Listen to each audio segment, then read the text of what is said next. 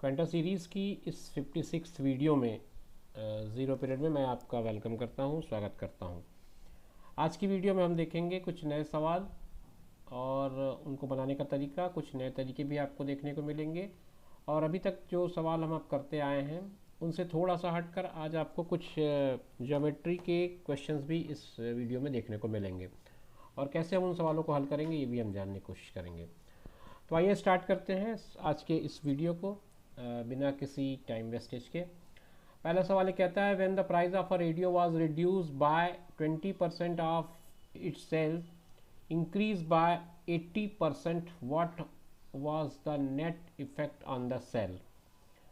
20% price घटा दिया तो उसका जो सेल है वो 80% बढ़ गया, ऐसा कह रहा है। What was the net effect on the sale, sale में नेट इफेक्ट क्या आ रहा है ये आपको बताना है। तो इस पर सिंपल सी बात कर लेते हैं हम लोग। जो प्राइस है और जो सेल है दोनों को 100 अगर मानते, तो दोनों को 100 अगर मानते हैं तो दोनों का मल्टीप्लिकेशन 100 × 100 हो जाएगा 10,000। और उसके बाद इस पे जो नया चेंज आएगा, चेंज क्या आ रहा है कि 20% इसका प्राइस कम हो गया तो ये 80 हो गया 100 से, और इसका जो सेल है वो बढ़ गया 80% तो ये 180 हो गया। मतलब 18×144 14400। ये नया है और ये पुराना है। आप दोनों के बीच का डिफरेंस देखेंगे तो आपको मिलेगा 4400, है ना। इनके बीच का डिफरेंस आ जाएगा 4400 का। ये 4400 का डिफरेंस आ रहा है 10,000 पे। तो आपको अगर इसका परसेंटेज निकालना है तो बहुत सिंपल सा होगा। 4400 को आप 10,000 से डिवाइड करेंगे, फिर 100 से मल्टीप्लाई करेंगे तो 2 जीरो तो वैसे ही ख़त्म हो गए, 100 बचते हैं, 100 के भी 2 जीरो यहाँ ख़त्म हो जाएंगे। तो ये 44% आ रहा है। और ये इंक्रीज़ तो सीधा सीधा दिख रहा है इसमें, 10,000 से 14,400 हो गया। तो जो भी इफेक्ट है वो पॉजिटिव है। तो पॉजिटिव इसका मतलब इंक्रीज़ हुआ है। तो ये डिक्रीज़ वाले पार्ट तो वैसे ही ख़त्म हो जा रहे थे। तो हमारा जो आंसर है वो 44% इंक्रीज़ ही करेक्ट आंसर होगा। तो आप इसमें टिक लगा सकते हैं, 44% इसमें इंक्रीज़ आएगा। ये सेकंड क्वेश्चन है, पॉलिनोमियल का क्वेश्चन है। अलजेब्रा पार्ट में आप इसको देख सकते हैं।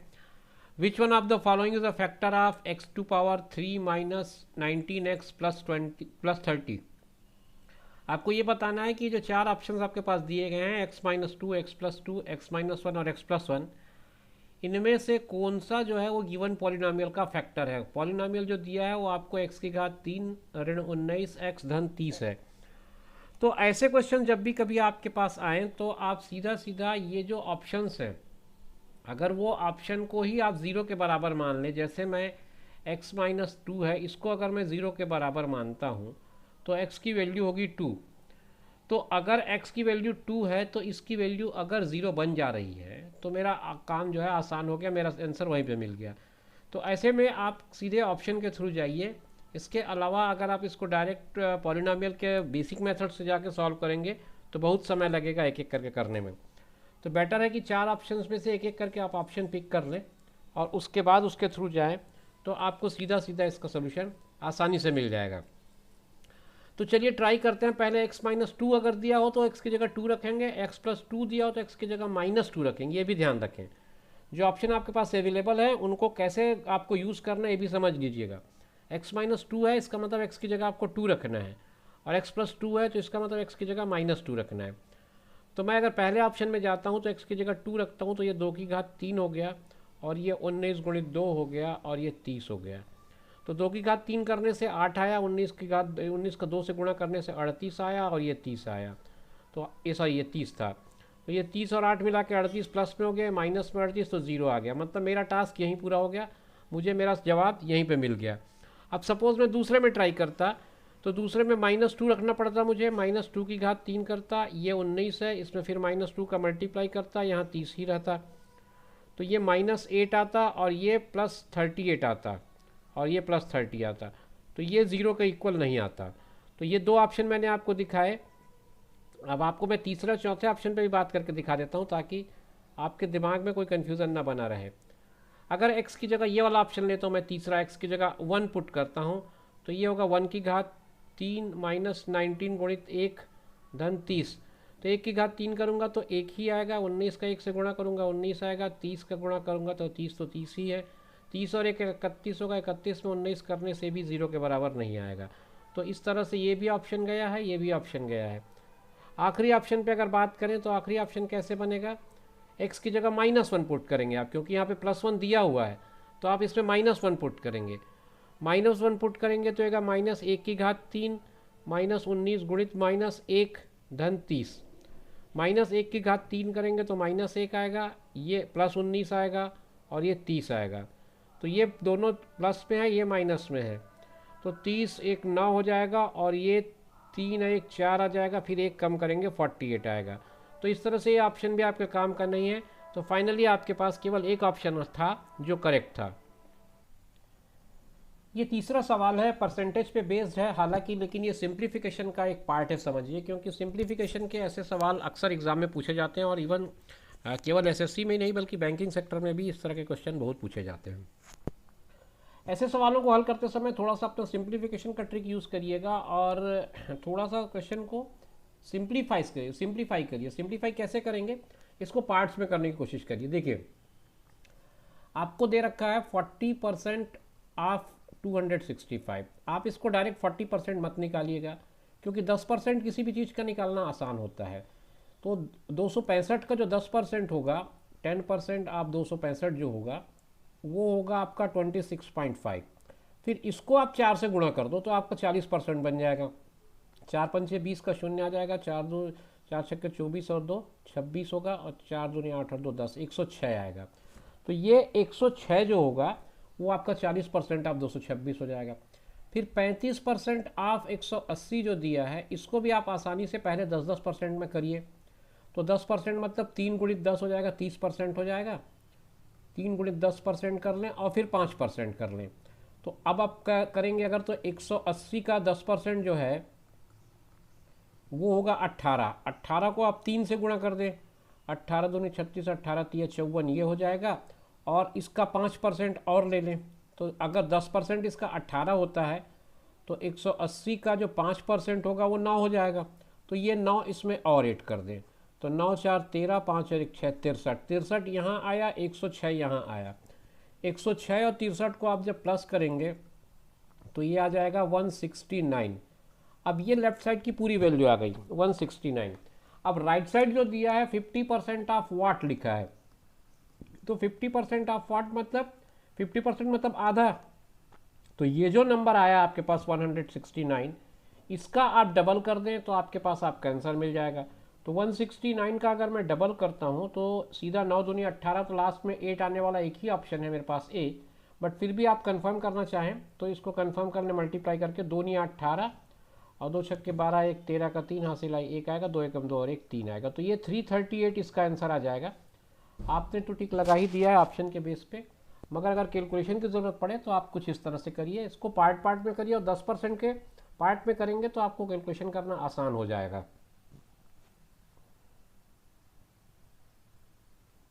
जैसा कि मैंने वीडियो शुरू करते समय आपको बताया था कि आज के इस वीडियो में आपको ज्योमेट्री के भी कुछ क्वेश्चंस मिलेंगे। तो अभी जो क्वेश्चन आ रहा है क्वेश्चन नंबर 4, वो ज्योमेट्री का एक क्वेश्चन है, बहुत सिंपल सा क्वेश्चन है। 2 आइसोसेलेस ट्रायंगल, आइसोसेलेस मतलब होता है समद्विबाहु, ऐसा त्रिभुज जिसकी 2 भुजाएं बराबर हों। Isosceles triangle have same vertical angle, vertical angle मतलब शीर्ष कोण जो ऊपर बनता है उसको हम शीर्ष कोण को वर्टिकल एंगल कहते हैं। And there areas are in the ratio 9:16, और उसके जो क्षेत्रफल हैं वो 9 और 16 के अनुपात में है। The ratio of their corresponding Heights is, अब अपने को हाइट का रेशियो निकालना है। देखो क्वेश्चन में जो दिया है वो इन्फॉर्मेशन पहले आप कलेक्ट कर लें। एक तो ये है कि दो जो ट्रायंगल हैं, जो त्रिभुज हैं, वो दोनों आइसोसेलेस हैं, मतलब समद्विबाहु हैं। तो समद्विबाहु हैं और उनके जो वर्टेक्स एंगल हैं, ये वर्टिकल एंगल जो है यहाँ पर का, वो एंगल बराबर है, मतलब ये अगर x है तो ये भी x है, और ये दोनों समद्विबाहु त्रिभुज हैं।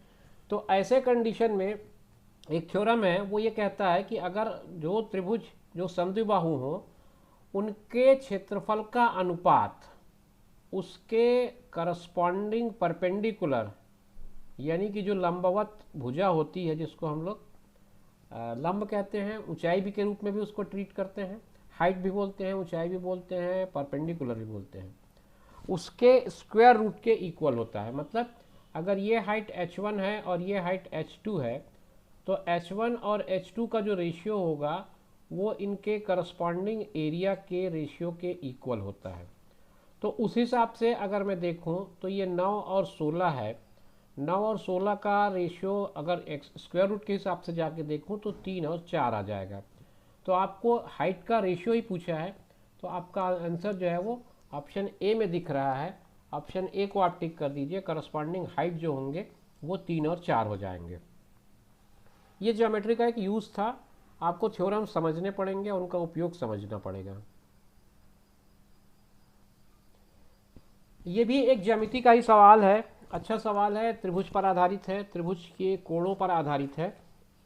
ये कहता है in a triangle A B C, angle A is x, B is y and C is y plus 20 and also if 4x minus y is 10 then the triangle is. आपको इसमें जो त्रिभुज के 3 कोण हैं उनको अलग अलग ढंग से दिया है। पहले उसने कहा कि एंगल ए जो है x है, बी जो है वो y है और सी जो है वो y प्लस 20 है। तो आपको ये निकालना है कि इनका जो प्रकार है त्रिभुज का वो किस तरह का है, राइट एंगल है यानी कि समकोण त्रिभुज है, कि ऑब्ट्यूज है मतलब विषम कोण, क्या कहना चाहिए इसको, अधिक कोण त्रिभुज है, और इक्विलेटरल है मतलब समबाहु त्रिभुज है, कि इन तीनों में से कोई नहीं है। 4 ऑप्शन आपके पास है। Angle sum property of triangle मतलब त्रिभुज के तीनों कोणों के योग का जो नियम है वो कहता है कि 3 कोण अगर हैं तो ए, बी और सी, ये तीनों का जो टोटल है वो हमेशा 180 होता है। ये त्रिभुज के तीनों कोणों के योग का नियम है। अब ए हमको x दिया है, बी हमको y दिया है, सी हमको y प्लस 20 दिया है। हमने इसको अगर सिंप्लीफाई किया तो ये हो जाता है x प्लस 2y बराबर 160, क्योंकि 20 उधर जाएगा माइनस हो जाएगा। ये एक समीकरण मिल जाता है मुझे। दूसरा समीकरण एक और दिया हुआ है कि 4x ऋण y बराबर 10 है। मुझे एक्स वाई की वैल्यू निकालनी है, तो मुझे y को एलिमिनेट करना आसान लग रहा है। इसमें अगर मैं 2 का गुणा कर दूं, ये वाला जो इक्वेशन दिख रहा है इसमें 2 का गुणा कर दूं तो ये हो जाता है 8x ऋण 2y बराबर 20। इसको मैं इक्वेशन 2 मान लूँ और 1 और 2 से एलिमिनेट कर दूँ।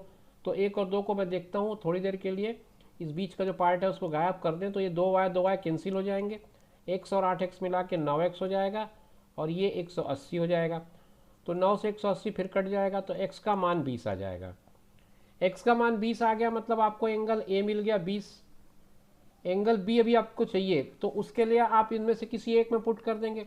x का मान अगर मैं एक में 20 पुट करता हूँ, x का मान अगर मैं एक में 20 पुट करता हूँ तो 2y जो होगा वो 160 ऋण 20 हो जाएगा मतलब 140 होगा। 140 को 2 से कट करूँगा तो ये 70 आ जाएगा। y की वैल्यू 70 आ गई। y की वैल्यू 70 आ गई कहने का मतलब आपके पास b भी मिल गया। अब a और b मिल गया तो c मैं यहीं से अपने आप निकाल सकता हूँ। 70 और 20 90 हुआ तो c भी 90 होगा, क्योंकि तीनों का टोटल 180 बनना चाहिए था। तो 2 एंगल 20 और 70 का, तीसरा एंगल 90 का मतलब 90 डिग्री का है। अगर कोई भी ट्रायंगल का एक एंगल समकोण हो तो उसको हम राइट एंगल ट्रायंगल कहते हैं। हमारा आंसर जो है वो ऑप्शन ए में ही दिया हुआ है, आप उसको टिक लगा सकते हैं। ये फिर से एक ज्यामिति का ही उपयोग दिख रहा है मुझे। The perimeters of 2 similar triangles, triangle ABC and PQR are 36 and 24 centimetre respectively. If PQ is 10 centimetre then length of AB is. यहाँ पर भी आपको ज्यामिति के एक थ्योरम का यूज करना पड़ेगा। 2 ट्रायंगल आपके पास अगर हैं, 2 त्रिभुज अगर आपके पास हैं जिनका नाम हमने दे रखा है ABC और PQR, अगर ये ABC है और ये PQR है तो दोनों का परिमाप अगर मैं देखूं, परिमाप कहने का मतलब होता है तीनों भुजाओं का टोटल। तो इसका परिमाप AB धन BC धन CA होगा और इसका जो परिमाप होगा वो PQ धन QR धन PR होगा। अब इसके बारे में ये कहता है कि किसी 2 समरूप त्रिभुज, ये सिमिलर ट्रायंगल है ये ध्यान रखें, 2 समरूप त्रिभुजों में अगर उनका परिमाप का अनुपात लिया जाए तो वो इसके किसी करस्पॉन्डिंग साइड के अनुपात के बराबर होता है। करस्पॉन्डिंग साइड कहने का मतलब मैं अगर AB ले रहा हूँ तो मुझे PQ लेना पड़ेगा, BC ले रहा हूँ तो QR लेना पड़ेगा, AC ले रहा हूँ तो PR लेना पड़ेगा। ये किसी पर भी लागू होगा। अभी हमको AB और PQ के बारे में जानना है तो हमने उसको उसी तरह से रखा है। अब यहाँ पर देखिए A B plus B C plus C A मतलब इसका पेरीमीटर है, ये पेरीमीटर की वैल्यू 36 यहाँ गिवन है, यहाँ पर पेरीमीटर की वैल्यू 24 गिवन है। इसमें ए बी हमको निकालना है, मैंने ए बी को x मान लिया और पी क्यू मुझे दिया हुआ है 10। अब यहाँ से आपको सिंप्लीफाई करना है, सिंप्लीफाई भी बहुत आसानी से करिएगा, आप लंबा मत करिए अपना काम को। ये सीधा सीधा 12 से कटते हुए दिख रहा है मुझे, 12 दूनी 24 और 12 तिया 36 हो गया। फिर ये 2 से ये भी कट जा रहा है, 2 पंचे 10, तो 5 तिया 15, सिंपल सी बात आ रही है, एक्स की वैल्यू 15 आ जा रही है। 15 सेंटीमीटर देख लीजिए, ये दिया हुआ है ऑप्शन डी में। तो ये इस क्वेश्चन का सोल्यूशन हो जाएगा। तो इस तरह से फ्रेंड्स आज के वीडियो में हमने ज्योमेट्री पे ज़्यादा फोकस किया था, कुछ ज़्यादा क्वेश्चन ज्योमेट्री के थे, ज़्यादा या यूँ कहूँ कि आधे क्वेश्चन ज्योमेट्री के थे, आधे हमने अर्थमेटिक से लिया था, एक क्वेश्चन शायद अलजेब्रा का भी था। तो इस तरह से डिफरेंट पार्ट्स हमने टच करने की कोशिश किया। उम्मीद करता हूँ आपको ये वीडियो पसंद आया होगा। अगर आपने अभी तक चैनल सब्सक्राइब नहीं किया है तो सब्सक्राइब कर लीजिएगा। अगर वीडियो आपको पसंद आया हो तो शेयर ज़रूर करिए ताकि आपके किसी फ्रेंड को भी इसका बेनिफिट मिल सके। मिलेंगे नेक्स्ट वीडियो में, तब तक के लिए टेक केयर, बाय बाय।